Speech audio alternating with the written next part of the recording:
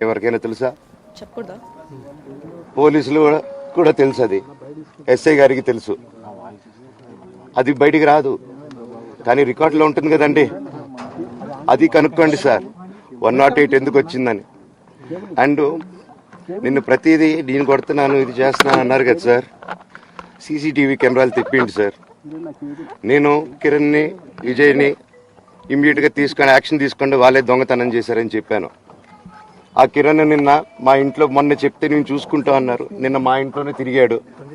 మా ఇంట్లోనే తిరిగి మా నానీస్ని బెదిరించి ఒక అమ్మాయి పారిపోయేలాగా చేశారు. నిన్న నా కూతురు బట్టలు ప్యాక్ చేసేదానికి ఇట్లా ప్రయత్నించాడు అతను. అప్పుడు నేను కంగారుగా అప్పుడు డీజీ ఆఫీసులకి వెళ్ళి, భయం వేస్తుందండి పిల్లల జోలికి వెళ్తే, ఎవరికి ఇది.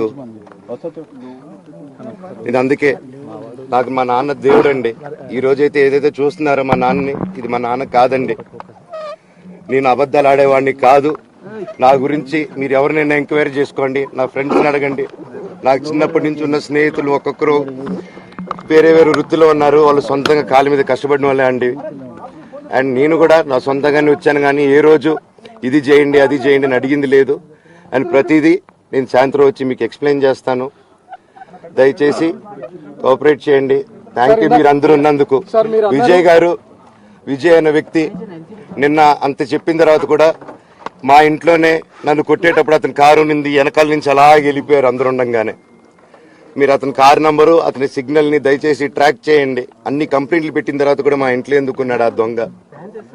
మీరు దయచేసి ఇది ఇమీడియట్ చేసుకోండి. నేను సాయంత్రం లోపల ఒకసారి మీరు అన్నారు ఇందాక మా నాన్న దేవుడు అని చెప్పి, చెప్తాను సార్. ఇది మా నాన్న మీ షోల్డర్ మీద గన్ను పెట్టి కాలుస్తున్నారండి, క్లియర్ గా కాలుస్తున్నారు.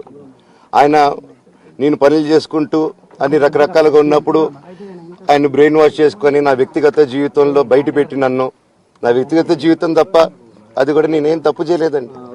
నేను ప్రేమించిన అమ్మాయిని పెళ్లి చేసుకున్నాను, ఆ అమ్మాయి కోసం పోరాడాను. దాంట్లో తప్పేంటంటే నాకు అర్థం కావట్లేదు. అండ్ ఈరోజు వచ్చి 10 మందికి నిలబడినప్పుడు నేను చెడ్డోడిని అయిపోయాను. ఎక్కడ సైన్ పెట్టమంటే పెట్టాను, రమ్మంటే వచ్చాను, పొమ్మంటే పోయాను. ఎన్ని సినిమాలు చేయమంటే అన్ని సినిమాలు చేశాను. అన్న కంపెనీల్లో పనిచేశాను, సాంగ్లు చేశాను, వాళ్ళకి రికార్డింగ్లు చేశాను, ఫైట్ డైరెక్షన్లు చేశాను. ఎంతో గొడ్డులాగా కష్టపడాను, మనసు పూర్తిగా సంతోషంగా చేశాను. నాకు 1 రూపాయి అడిగింది లేదు, ఆశించలేదు. నేను దానికోసం నాకు కావాలి, నేను పనిచేసిన దానికి కూడా నేను అడగట్లేదు. ఒకటే అడుగుతున్నాను, మీకు నిజం తెలియాలి. అందుకోసమే ఏంట్రా వీడు అన్ని బయట పెడుతున్నాడు అనుకోవచ్చు, కానీ ఈరోజు నాకు భార్య పిల్లలు ఉన్నారండి. ఈ రోజు నేను నిలబడకపోతే రేపు నా కొడుకు పెద్దోడైన తర్వాత, కూతురు పెద్ద అయిన తర్వాత వాళ్ళకి నేను సమాధానం చెప్పుకోలేను. నేను దొంగతనం చేసి వేరే వాళ్ళ కడుపులు కొట్టి నా పిల్లల మొహం నేను చూడలేను, ఆ కూడు నా పిల్లలకి పెట్టలేను. మా నాన్న నన్ను అలా పెంచలేదు, మా అమ్మ నన్ను అలా పెంచలేదు. మధ్యలో మా అమ్మ నలిగిపోతుంది.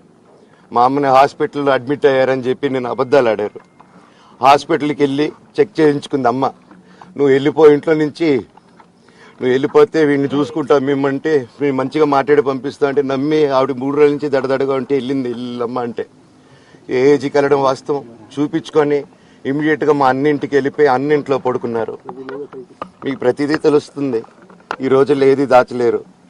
మరి ఇంత క్యారెక్టర్ అసాసినేషను నేను చేయని దానికి చేశారు అని, నా భార్య వచ్చిన తర్వాత నేను చెడ్డోడినయ్యానని, అదే వాళ్ళ తల్లిదండ్రులు ఉండుంటే గమ్మునుంటారా అండి? ఈరోజు నేను గమ్మునుంటే ఎలా అండి? తనకి తల్లి అయినా తండ్రి అయినా అన్ని నేనే అండి. ఈరోజు తను వాళ్ళ ఇంట్లో ఆధారపడదు, నేను మా ఇంట్లో ఆధారపడను.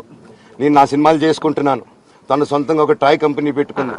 లాక్డౌన్లో నా అహం బ్రహ్మాస్మి సినిమా మా ప్రేమ కోసం ఆపేసినప్పుడు నిర్దాక్షిణంగా నేను చెన్నైకి షిఫ్ట్ అయిపోయి ఈ ఊర్లో వద్దని మేము అక్కడ కూర్చొని, నేను మనోజ్ నువ్వు బొమ్మలు గీస్తావు కదా, కథలు రాస్తావు కదా, బొమ్మలకి ఆత్మనిర్భర్ అని నరేంద్ర మోడీ గారు అనౌన్స్ చేశారు. ఈ బొమ్మలు, నీకు బొమ్మలు ఇష్టం, పిల్లలు ఉన్నారు, మనమే క్రియేట్ చేద్దాం బొమ్మలు అంటే, లాక్డౌన్లో నేను డ్రాయింగ్లు చేసి కథలు రాసుకొని నా ఫ్రెండ్స్ దగ్గర కొంచెం అప్పులు చేసుకొని మేమే పెట్టుబడులు